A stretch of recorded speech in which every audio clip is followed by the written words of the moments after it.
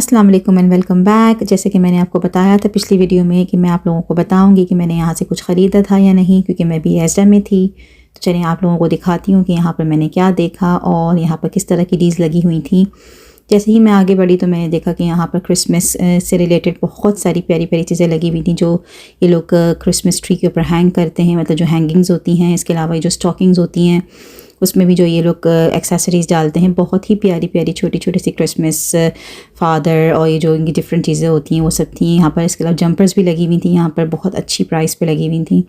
तो यहाँ पर मैं देखती रही चीज़ें कि मुझे कोई ऐसी चीज़ मिल जाए जो कि शायद मेरे किसी काम की हो। तो फिर मैं ये जो डिफरेंट गिफ्ट बंडल्स होते हैं जिसमें deodorants and perfumes and different किस्म की क्रीम्स होती हैं वो मुझे दिखी। एक मुझे जैसे कि डव का दिखा जिसमें 3 चीज़ें थी, एक पर्सपेरेंट था, एक लोशन था और शावर जेल था। 15 पाउंड्स का था। It was quite expensive. इससे अच्छी डील मुझे अमेज़ॉन पे मिल जाती है। लेकिन इसके अलावा मुझे यहाँ पर और भी बहुत सारे गिफ्ट आइटम जैसे कि आई शेडो किट्स वगैरह 5 पाउंड्स की मिल रही थी, और कुछ क्रीम के सेट्स, कुछ हैंड लोशंस के सेट मुझे 8 पाउंड, 5 पाउंड, 4 पाउंड इस तरह के मिल रहे थे। तो मुझे अच्छे लग रहे थे, लेकिन मैं फिर भी पहले कंपेयर करती हूँ कि मैं इसको अमेज़ॉन से लूँ या नहीं।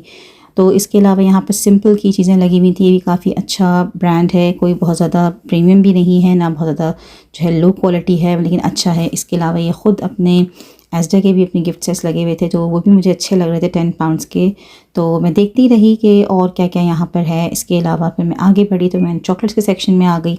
चॉकलेट्स तो आपको मैं बता नहीं सकती कितनी ज़बरदस्त सेल लगती है यहाँ पर क्रिसमस में, क्योंकि सबसे ज़्यादा तो जो है वही जो यूज़ होती हैं एज़ गिफ्ट्स भी वो चॉकलेट्स होती हैं।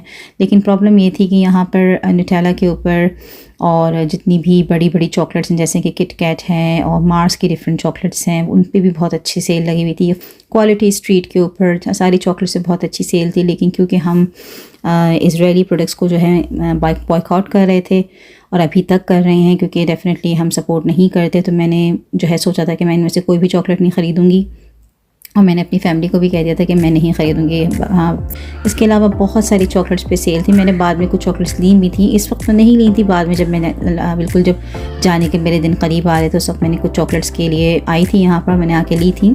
तो बस फिर मैंने यहाँ से आगे बढ़ गई और फिर मैंने अपनी जो नॉर्मल ग्रोसरी है वो की, और फिर मैं ग्रोसरी करके जो है घर वापस आ गई थी। ये सब तमाम चीज़ें मैंने ग्रोसरी के टाइम पे ली थी। कोई हैवी ग्रोसरी मैंने आपको पहले ही बताया था नहीं करनी थी। तो मैंने कुछ बिस्किट के पैकेट्स लिए थे बच्चों के लिए, कुछ जैम डोनट्स टाइप की चीज़ें जो हैं इस तरह की मैंने ली थी कुछ, और बहुत थोड़ी सी चीज़ें आप लोगों को इसमें नज़र आ रही होंगी, लेकिन मैं आपको यकीन करें बताती जाऊँ कि ये सब चीज़ें भी काफ़ी एक्सपेंसिव है। लंदन बहुत एक्सपेंसिव है।